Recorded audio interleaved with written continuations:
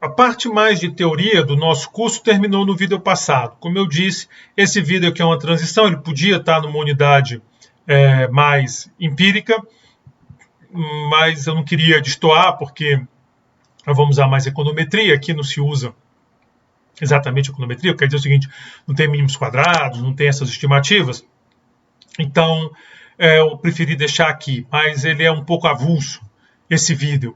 Mas ele trata de uma técnica para a gente separar, ou pelo menos tentar separar, a contribuição dos fatores, capital e trabalho, incluindo capital humano, e a contribuição da produtividade propriamente dito, para explicar a diferença nas rendas dos países, né? Nós vimos aqui nesse capítulo modelos onde o desempenho da economia ele pode depender de fatores, modelo AK, tem mais capital, ou tem mais capital humano, no caso do modelo do Lucas, ou ele pode depender de produtividade, como o caso do modelo neoclássico é um forte nessa direção.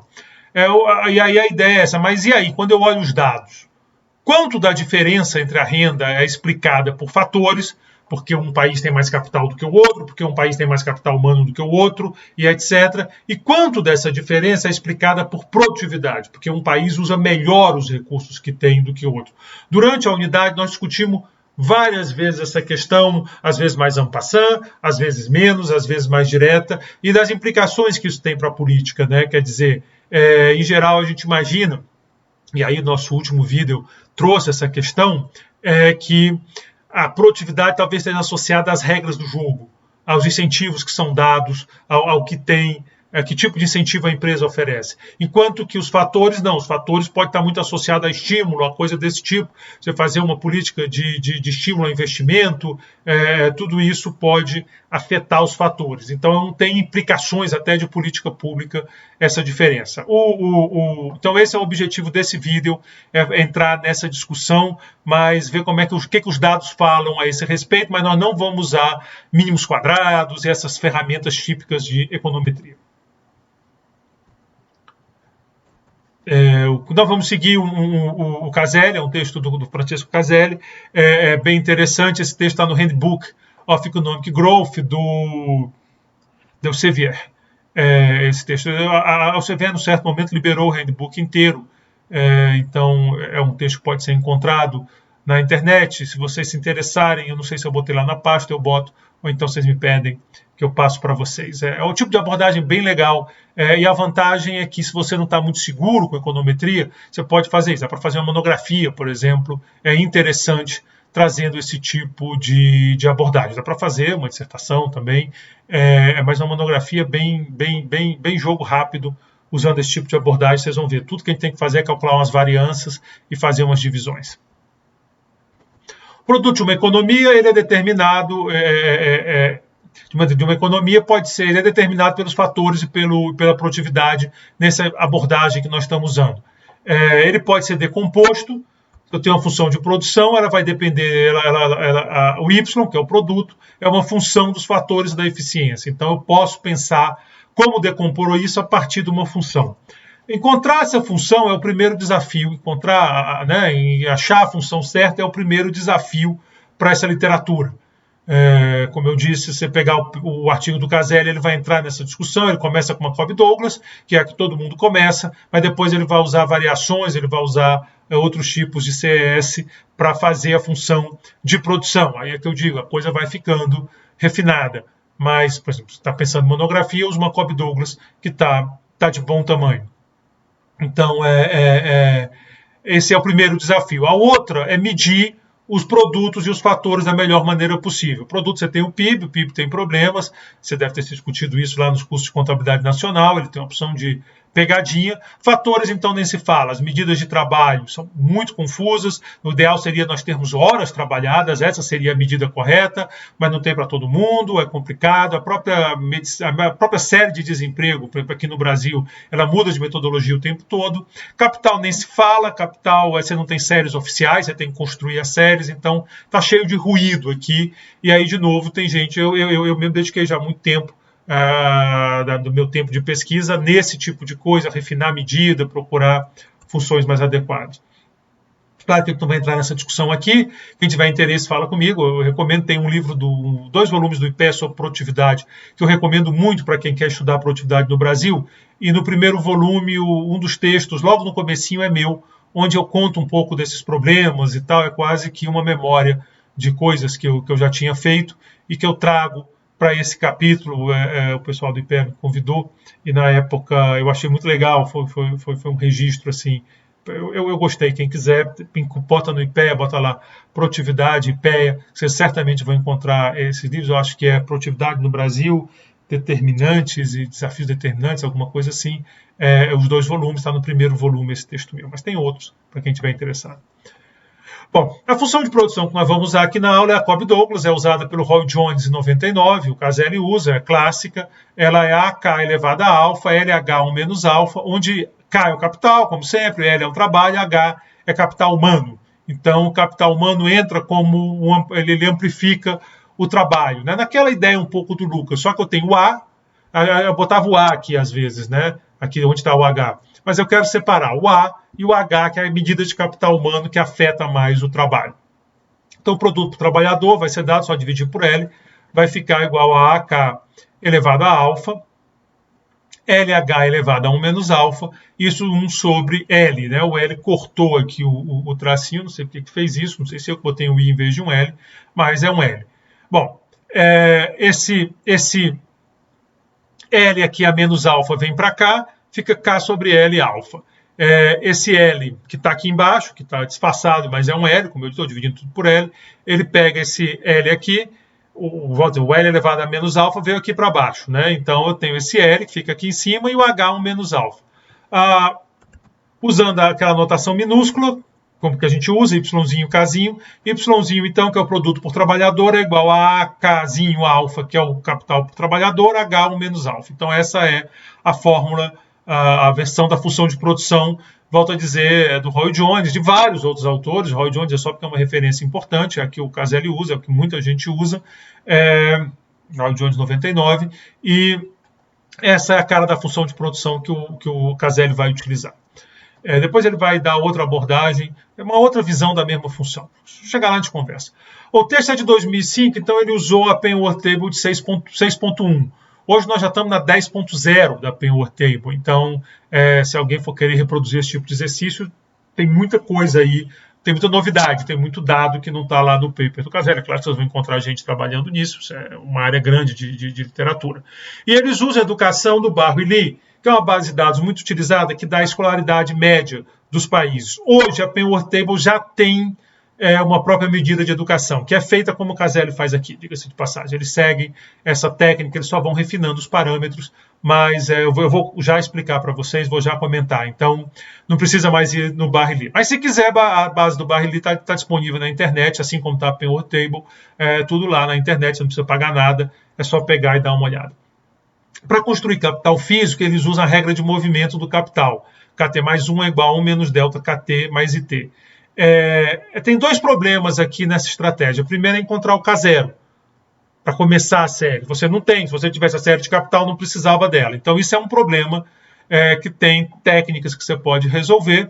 E a outra é que você está supondo o seguinte: o investimento vira capital. Você está supondo que o custo do investimento é o valor do capital, que é muito questionável essa hipótese. Você pode ter, essa é uma discussão que pegou fogo dos anos 50, 60, mas que ela é importante. Você pode ter um investimento que você pagou um preço, mas o valor dele é outro. Isso fica particularmente grave quando você coloca investimento público em países de instituições ruins, geralmente países emergentes e tal, que às vezes tem problema de corrupção no investimento público, que distorce. Então, o investimento é um, mas o valor do capital é outro. O Lance Pritchett, que é do Banco Mundial, nós discutimos o artigo dele, aquele das colinas e dos vales, ele tem essa discussão no artigo, acho que é Mind, Your P and Kills, lembrando do Keddy-Tobin, que o Keddy-Tobin exatamente iguala essas coisas em equilíbrio, mas talvez seja ter mais validade para empresas em competição do que para um governo, por exemplo. Mas é o que usam por aí. Para obter o capital humano, como eu disse, vamos falar direitinho, eles usam essa fórmulazinha. O H é igual a E elevado a φs, onde S representa os anos médios de escolaridade escolaridade da população. Você está pegando só a educação formal, não está ajustando por qualidade da educação. Hoje o PISA permitiria um ajuste desse tipo, mas é complicado, tem suas limitações. Então, da população com mais de 25 anos. Eu acho que é 25 anos, ficou 20 anos, mas é 25, tenho quase certeza. Se não é 20 alguma coisa, mas é 25.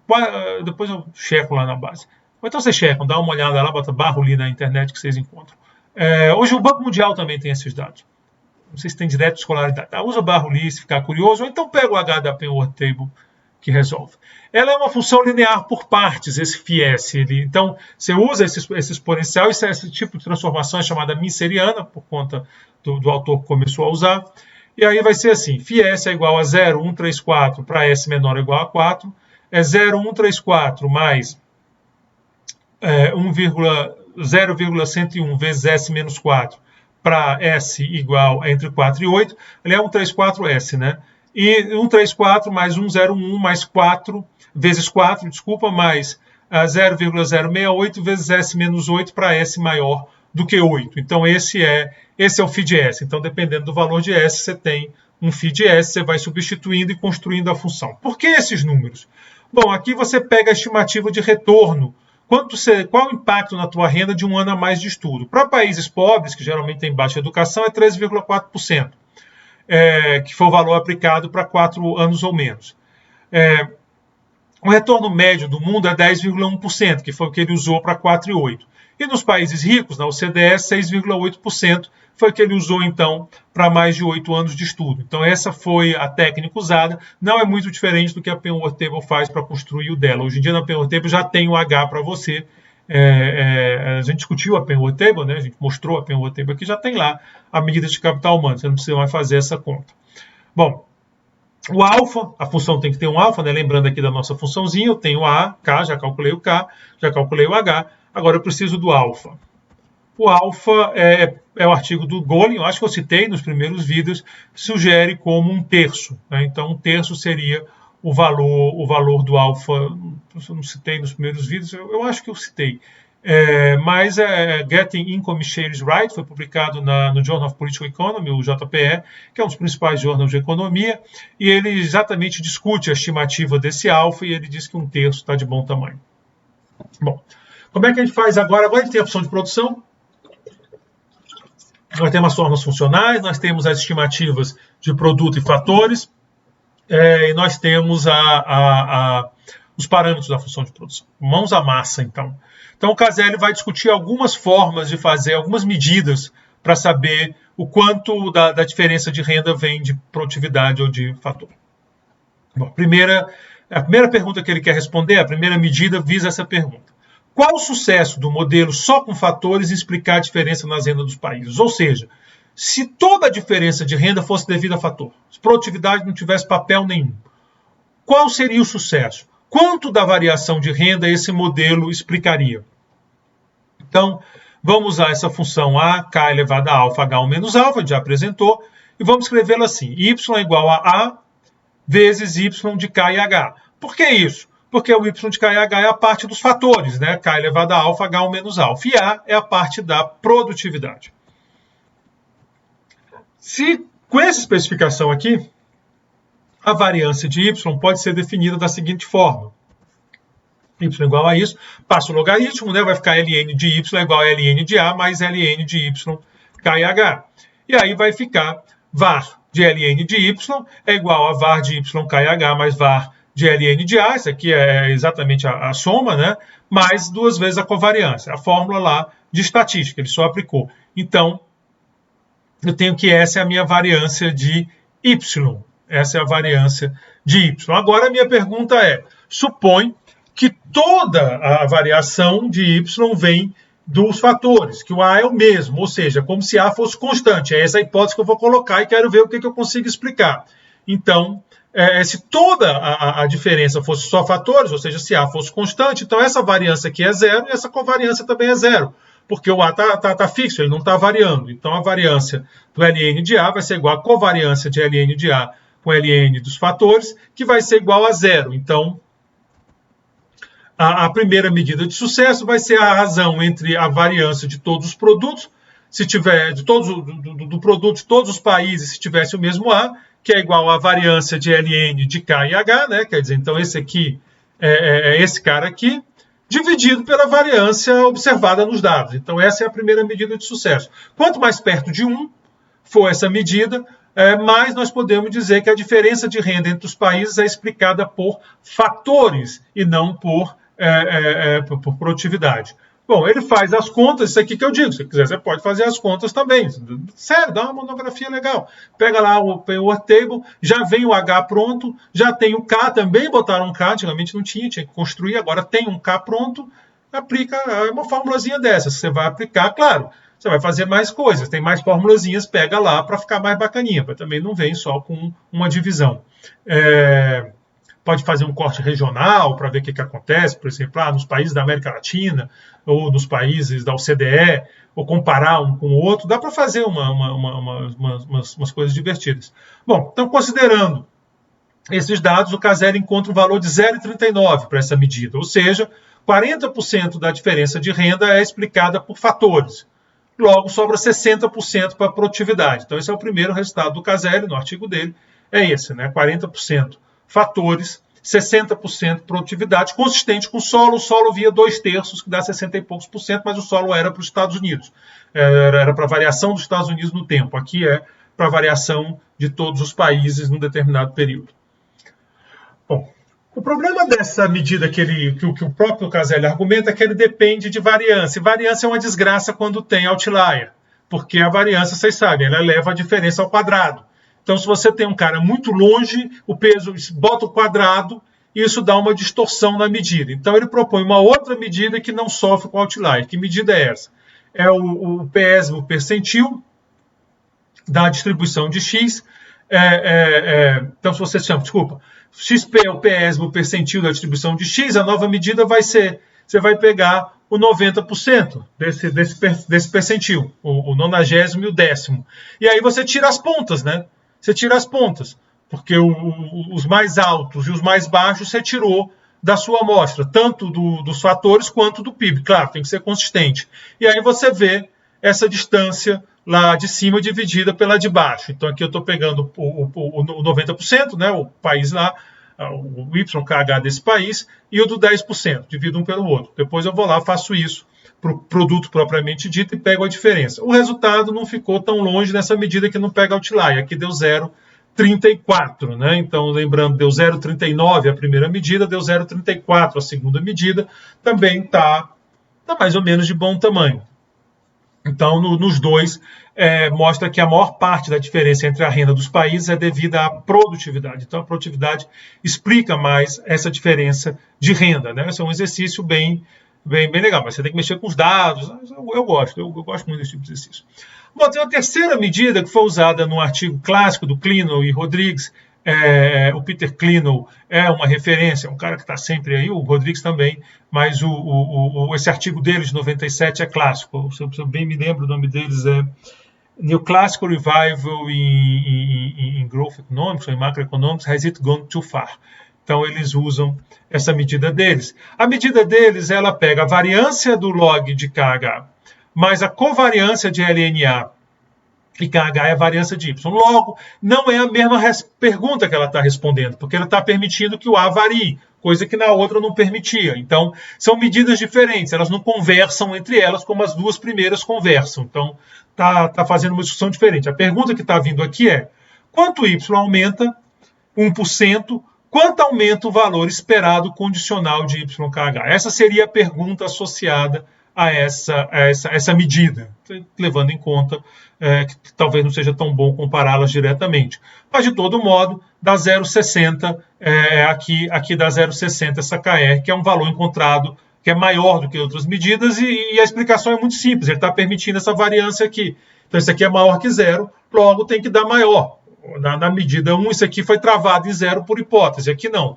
Então, se lá dava 0,39, aqui tinha que ser alguma coisa maior mesmo, porque ele está permitindo essa variância.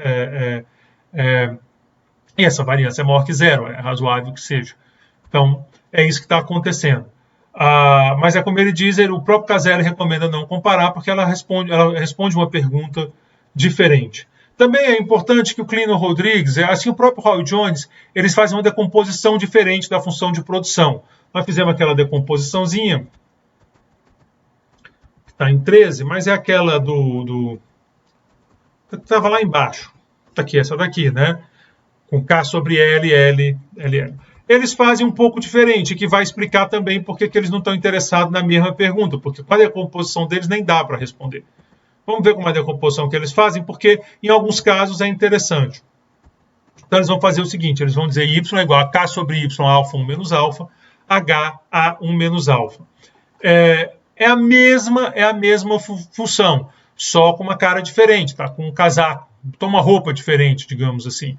Mas se você quiser fazer a mágica, faz aqui, ó. Y é igual a AK elevado a alfa H1 menos alfa, divide tudo por Y elevado a alfa, então fica Y sobre Y alfa. Se passar log fica ainda mais fácil, mas vamos fazer na mão direitinho, depois passar log, para não ficar preguiçoso. Porque aí passando log é só diminuir, né? Mas vamos lá, então AK alfa H1 menos alfa, 1 sobre Y alfa, quer dizer, dividir por Y elevado a alfa dos dois lados. Isso aqui é igual agora o Y que vem aqui para baixo do K, então fica K sobre Y alfa, H1 menos alfa.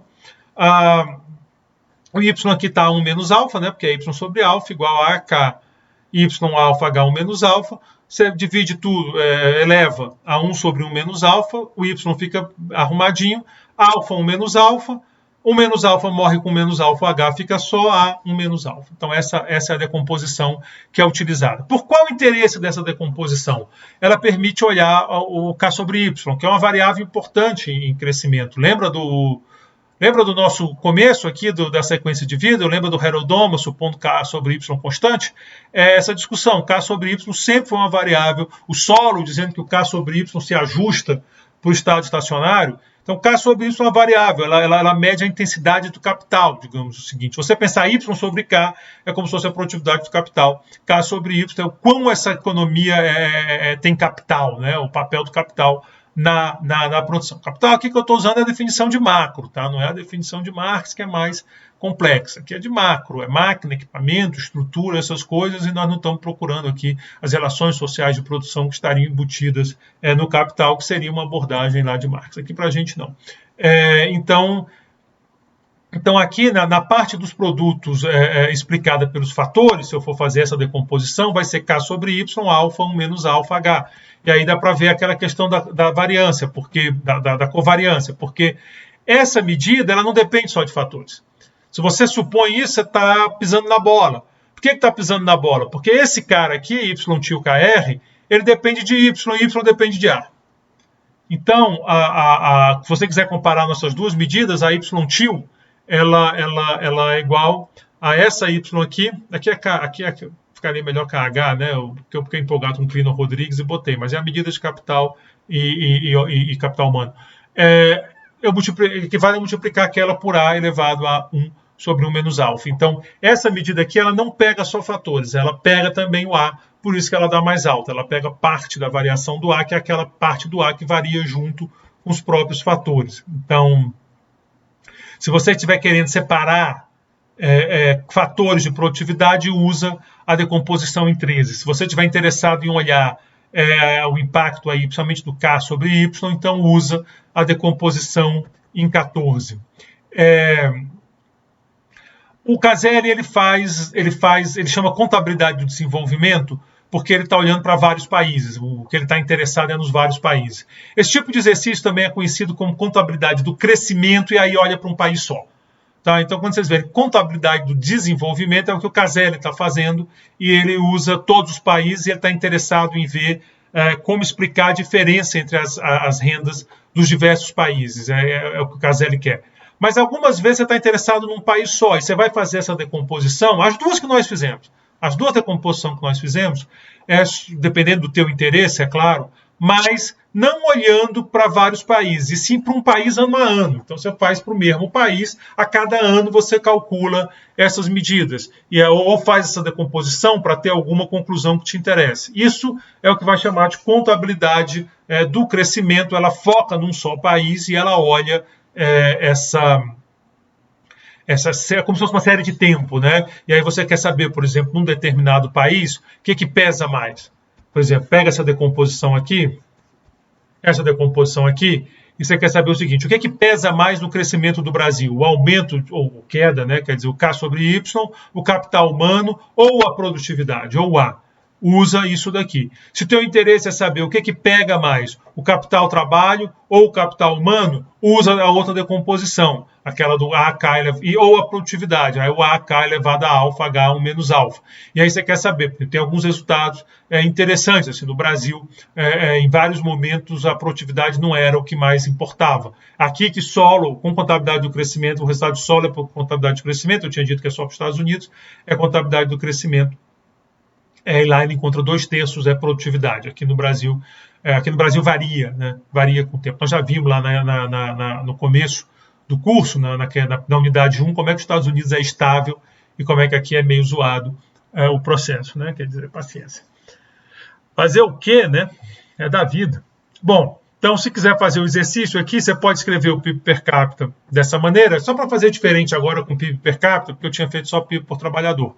Então escreve assim, ó, y sobre n é igual a AK, traz esse L aqui para baixo com menos alfa, L sobre n. Aqui você tem, então, PIB per capita, produtividade, relação capital-trabalho, então vai te dizendo se a economia é mais intensiva em capital ou em trabalho, e aqui esforço de trabalho, que é a população, a mão de obra sobre a população. Então aqui você está pegando o esforço de trabalho. Por exemplo, uma mudança demográfica cai de peso aqui.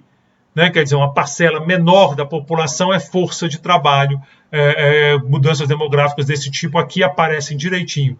Da mesma forma, vale se você tem uma mudança demográfica na outra direção, de aumentar a proporção de pessoas em idade de trabalho na estrutura demográfica. Você pode fazer a decomposição para explicitar capital-produto, como eu disse, é a mesma coisa lá do outro. O truquezinho é o mesmo. É de dividir e multiplicar por YT elevado a alfa. Então, aqui eu, em vez de dividir nas duas pontas, eu multipliquei, dá no mesmo, né?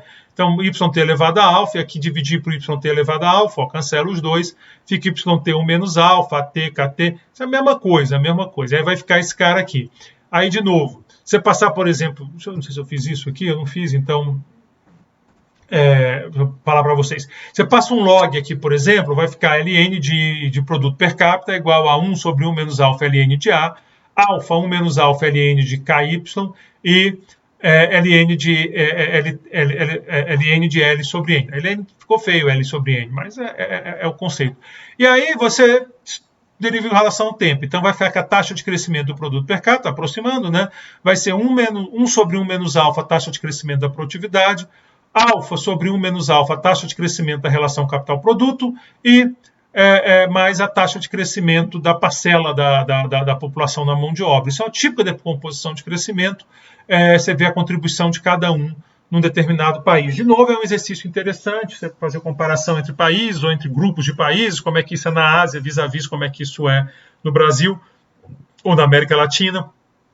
Eu falo Ásia, leste da Ásia, você pode fazer essas comparações, caso você queira, ou por outro critério que você acha qualquer, sei lá, para provocar aqui, só para viajar, dependendo, sei lá, a religião majoritária do país, como é que daria o corte, a língua, como é que daria o corte, está aí à vontade para aplicar esse tipo de exercício. Você pega os países, vai na Payroll Table, que a gente já conhece, pega lá os dados do país, faz a decomposição e vê, olha, nesse grupo de países que eu usei, critério, sei lá, está no Pacífico ou no Atlântico, dentro da tua cabeça, cara.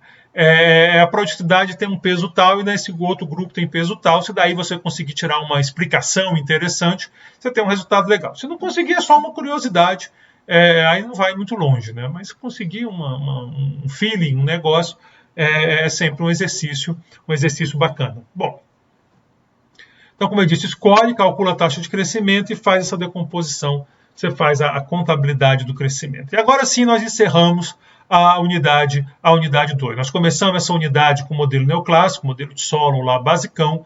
Depois nós falamos da relação, como o capital humano tem que entrar nessa história. Apresentamos o argumento do Lucas lá no artigo dele de 90, Why doesn't capital flow from heat to poor countries. Depois nós botamos o capital humano no modelo de Solon, seguindo lá o Monkey, o Homer e o Weil, que vai ser como nós vamos abrir a terceira unidade exatamente discutindo esse artigo, mas aí metendo a mão na massa na parte empírica. Depois, nós passamos para o modelo AK, nós fizemos um pouco um comparativo entre Herodoma e Solow para introduzir o modelo AK. Daí nós usamos o modelo de Frankel, que é um modelo com externalidades a nível agregado, então você tem rendimentos decrescentes a nível de firma e rendimentos constantes a nível macro. E depois nós fizemos uma aplicação que é mais uma provocaçãozinha com um modelo que envolve a questão ambiental, de recurso natural exaurível. Depois nós passamos para o modelo de inovação, nós vimos um modelo onde tem ganhos de qualidade, redesenhamos o modelo para vários setores e fizemos uma discussão em torno de entrada de firmas, como é que isso pode afetar aí a inovação, e depois nós complicamos um pouco mais, botamos mais tempero, mas chegamos num resultado muito interessante de que as instituições têm impactos diferentes dependendo do tipo de empresa que tem naquela economia. Então, resultado muito interessante, é uma intuição boa de que se você tem muitas firmas atrasadas, as instituições talvez não sejam realmente tão importantes, então tem espaço para crescimento mesmo com instituições ruins. Mas à medida que você precisa inovar, à medida que você depende mesmo, você precisa das firmas de ponta puxando inovação, instituições podem ser fatais e comprometer exatamente as firmas que deveriam puxar a economia. É um resultado bem interessante. Aí terminamos com esse exercício do Caselli para falar dessa decomposição. A partir da próxima unidade, o curso muda de cara outra vez. Nós começamos na primeira unidade um curso bem exploratório de dados, olhando dados. Depois nós passamos para a teoria. Agora nós vamos passar para um pouco de econometria, tentando entender um pouco as variáveis aí relevantes. Nós vamos começar com um exemplo de capital humano, que é uma variável fundamental. Depois nós vamos discutir quais são as variáveis que devem entrar ou não nos modelos, tanto do ponto de vista de pensando como economista, mas também com ferramentas estatísticas. Muito obrigado pela atenção de vocês e até o próximo vídeo já na unidade 3. Obrigado, encerro aqui.